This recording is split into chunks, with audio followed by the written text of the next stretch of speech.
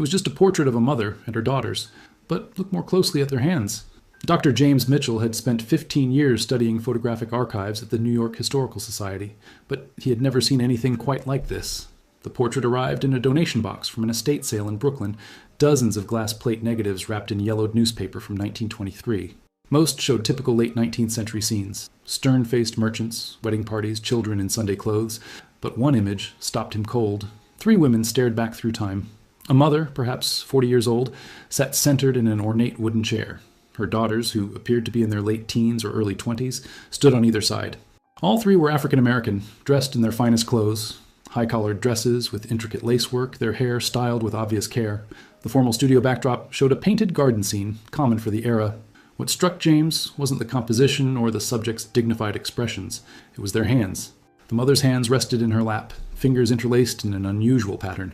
Her right thumb crossed over her left, with her index and middle fingers extended while the others curled inward. The daughters each placed one hand on their mother's shoulders, their fingers arranged in similar, deliberate configurations. James had examined thousands of Victorian-era portraits. Subjects typically kept their hands still, folded naturally or resting on props. Photographers of that period demanded absolute stillness during the long exposure times. Every detail was intentional. These hand positions looked too specific, too purposeful to be coincidental. He lifted the magnifying glass, studying the negative more carefully. In the bottom right corner, barely visible, someone had etched tiny numbers into the glass. NY 1892-247. James couldn't shake the image from his mind. That evening, he returned to his apartment in the Upper West Side and spread his research materials across the dining table. He had photographed the glass negative with a high-resolution camera, and now the portrait filled his laptop screen in startling clarity. The detail was remarkable for 1892. He could see the texture of the fabric, the small brooch pinned to the mother's collar, even the subtle differences in the daughter's features. But it was the hands that held his attention. He zoomed in until each finger filled the frame. The positioning was unmistakable now. This wasn't random. The mother's right thumb crossed deliberately over her left, a gesture that required conscious effort to maintain during the exposure. Her extended fingers created a specific shape. The daughter's hands on her shoulders mirrored variations of the same theme, fingers bent at precise angles, thumbs positioned with clear intention. James had studied Civil War photography, Reconstruction-era documentation, and early 20th century social reform movements. He knew that activists and underground networks often used visual signals, specific poses, objects placed in photographs. Even the way people stood could convey hidden messages to those who knew how to read them. He opened his database of abolitionist and post-emancipation activist networks. The Underground Railroad had used quilts, songs, and symbols. But this was 1892, almost 30 years after the Emancipation Proclamation, 15 years after Reconstruction ended. What networks still needed secret codes? His phone buzzed. His colleague, Dr. Sarah Chen, a specialist in African American history, responded to his earlier text, "Free tomorrow morning? What did you find?" James typed back, "Something that might rewrite what we know about post-Reconstruction activism in New York. Bring your sources on property rights and documentation struggles." Sarah arrived at the Historical Society at 9 sharp, carrying a worn leather satchel filled with research materials. James had the portrait projected on the wall of the research room, larger than life. The 3 women gazed down at them with quiet dignity. "Look at their hands," James said, pointing with a laser pointer. Every finger positioned deliberately. Sarah approached the projection, her eyes narrowing. She set down her bag and pulled out a thick folder. After Reconstruction collapsed in 1877, African American families in the North faced a different kind of battle. Not slavery, but systematic exclusion. Property rights, inheritance, even proof of identity became weapons used against them. She spread documents across the table. Legal papers, city records, newspaper clippings from the 1880s and 1890s. New York wasn't the progressive haven people imagine. Black families struggled to maintain property ownership, establish businesses, prove legal marriages. Many had fled the South with nothing but their word. No birth certificates, no marriage licenses, no documentation. James picked up a yellowed newspaper from 1891. The headline read, "Property dispute in Harlem. Family claims ownership without documentation." "Exactly," Sarah continued. "I've been researching mutual aid societies from this period. African American communities created networks to help each other navigate these systems. They pooled resources to hire lawyers, shared information about sympathetic officials, created their own verification systems when the official ones excluded them." "Secret networks," James said quietly. "Not secret in the sense of hidden," Sarah corrected.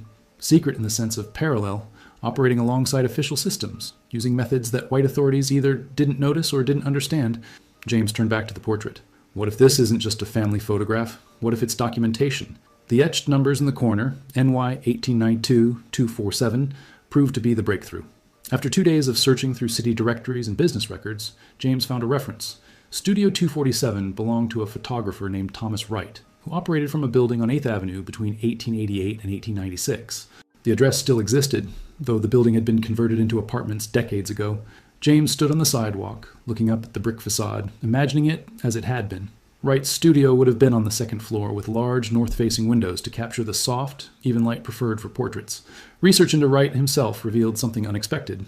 Thomas Wright was white, born in Massachusetts in 1851, trained as a photographer in Boston. He moved to New York in 1887 and established his studio in a neighborhood that was becoming increasingly diverse. Irish immigrants, Italian families, and a growing African-American community migrating from the South. But Wright's clientele was unusual for the era.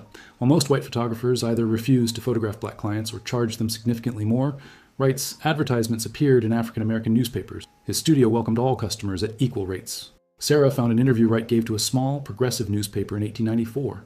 He spoke about photography as a tool for dignity and documentation, arguing that every person deserved a quality portrait regardless of their background. Between the lines, James sensed something more. A quiet activism, a deliberate choice to serve a community that others excluded. He was an ally, Sarah said, reading over James's shoulder. And if these hand positions are codes, he would have been the one who helped create them, documented them, distributed them. James contacted Dr. Marcus Thompson, a cryptography historian at Columbia University who specialized in visual communication systems. Marcus arrived at the Historical Society that afternoon, his curiosity piqued by James's cryptic phone call. Victorian-era codes often seem impossibly complex to us now, Marcus explained, examining the portrait, but they were usually quite practical for their users. The key is understanding the context, who needed to communicate, what information they needed to convey, and who they needed to hide it from. He photographed the hand positions from multiple angles, then opened his laptop and began creating digital tracings. Let's start with the assumption that each hand position represents something specific. Not letters, too complex for a photograph. More likely, categories, confirmations, statuses. Sarah pulled out her research on documentation struggles. What if it's about identity verification? These networks needed ways to confirm who people were, that they were legitimate members of the community, that they could be trusted with sensitive information. Marcus nodded slowly. Right. So the mother's hand position might indicate her role. Family head, network member, someone vouching for others. The daughter's positions could indicate their status, documented, undocumented, seeking assistance. They worked through the afternoon, comparing the portrait to other photographs James had found in the estate sale box. 3 more portraits showed similar hand positioning, always subtle, always deliberate. In one, a couple's intertwined fingers created a pattern. In another, a man's hand rested on a Bible with specific fingers extended. It's not just one code, Marcus said finally. It's a system. Multiple signals that could be combined to convey different meanings. Someone trained these families how to pose. Someone photographed them deliberately. And someone else, other network members, knew how to read these images. Sarah made the connection that broke everything open. While researching property rights cases in New York courts from the 1890s, she found a pattern. Dozens of African-American families successfully defended their property claims, obtained identity documents, or proved legal marriages, often with the same lawyer representing them. His name appeared again and again, Robert Hayes. Hayes had an office on West 34th Street. Court records showed he won an unusual number of cases for black clients during an era when such victories were rare. More significantly, he often submitted photographic evidence, portraits of families, documentation of their respectability, proof of their presence in the community. He was using Wright's photographs in court, James realized, not just as evidence of identity, but as verification of community standing. These families were photographed, their images were cataloged, and when they needed documentation, Hayes could present these portraits to judges. But there was more. In Hayes's archived case files at the New York Public Library, Sarah found letters, correspondence between Hayes and other activists, teachers, ministers, business owners, discussing verification protocols and community documentation systems. One letter, dated March 1893, was particularly revealing. Hayes wrote to a minister in Brooklyn, "We have expanded our photographic documentation to include 73 families. Mr. Wright continues to provide his services at minimal cost. The hand positioning system allows us to encode essential information that can be verified later. Each portrait serves as both dignified representation and practical identification." James sat back, stunned. They built an entire parallel documentation system. When official channels failed these families, they created their own. And they hid it in plain sight, Sarah added. These portraits looked like ordinary family photographs. No one examining them casually would see anything unusual. But to network members who knew the code, each portrait contained vital information. With the network's structure emerging, James became obsessed with identifying the 3 women in the original portrait. The estate sale had come from a brownstone in Bedford-Stuyvesant, Brooklyn, a neighborhood with deep African-American roots. The Historical Society's donor records provided the seller's name, Patricia Johnson, who had inherited the property from her grandmother. James called Patricia that evening. She was 72 years old, sharp-voiced, and initially skeptical of his interest in old family photographs. But when he described the portrait in detail, her tone changed. "My great-grandmother," she said quietly. "That's Eleanor. Eleanor Morrison. The daughters would be my grandmother, Ruth, and her sister Grace." "Can you tell me about them?" James asked. Patricia was silent for a moment. "Eleanor was born enslaved in Virginia. Came north after the war with Ruth, who was just a baby. Grace was born here in New York. Eleanor worked as a seamstress. She was known for her skill with lace and fine embroidery, supported the family that way." "Did she ever mention being part of any organizations? Community groups?" "She was involved in her church," Patricia said, "and she helped people. That's what my grandmother always said. Eleanor helped families with paperwork, finding housing, connecting with lawyers. She seemed to know everyone, how to navigate every system." James's pulse quickened. "Patricia, I think your great-grandmother was part of something significant. A network that helped African-American families document their identities and protect their rights after Reconstruction." Patricia was quiet again. When she spoke, her voice was thick with emotion. "I always knew she was special, but we lost so much history. After she died in 1919, the family scattered. My grandmother rarely talked about those early years. With Patricia's permission, James and Sarah began tracing Eleanor Morrison's connections. Church records from Bethel AME Church in Brooklyn showed Eleanor as a member from 1879 until her death. She served on the Ladies' Aid Society, which officially provided charity to needy families. But the meeting minutes revealed something more structured. The society kept careful records of families they assisted, names, ages, circumstances, needs. But certain entries included notations that made no sense in context, numbers and letter codes that seemed arbitrary. Until Sarah realized they corresponded to Thomas Wright's numbering system. They were cross-referencing, she explained to James. The Church Society identified families who needed documentation. Wright photographed them with the appropriate hand codes. Hayes used the photographs in legal proceedings. And the church records kept track of everything, hidden in plain sight within charity work documentation. James found more photographs in Wright's archive. The Historical Society had acquired his entire collection in 1923, after his death, but no one had properly cataloged it. Dozens of portraits showed the hand positioning system. Families photographed between 1890 and 1896, each image carefully numbered, each one documenting people who had been systematically excluded from official records. They identified other network members. A teacher named Samuel Brooks, who helped families obtain school records for their children. A clerk in the city property office named Mary Chen, who processed deeds and made sure paperwork was properly filed. A minister named Reverend James Washington, who performed marriages and provided certificates when official channels refused. Each person had taken quiet risks, used their position to help, operated within a system designed to exclude the people they served. Together, they had created something powerful, a shadow archive that preserved dignity and protection when official Americans faded documents that suddenly made sense within the network's context. An elderly man named Thomas Hayes stood before a portrait of his great-grandfather, the lawyer Robert Hayes, photographed with his hands positioned in the same deliberate code. "I always heard he helped people," Thomas said quietly, "but I never knew the extent. Never knew he was part of something this organized."